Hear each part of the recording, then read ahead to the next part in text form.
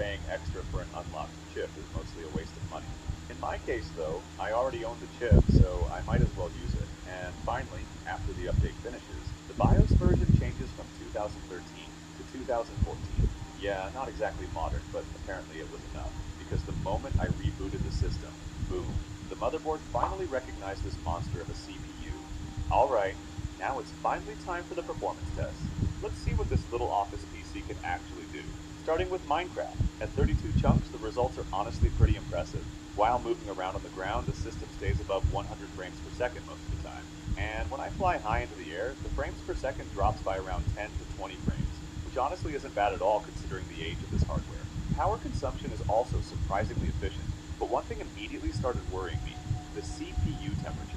Even at only around 50% usage, the CPU was already getting close to 70 degrees Celsius, which means if this processor ever hits full load for a long period of time, the cooler is definitely going to become the next thing I need to upgrade.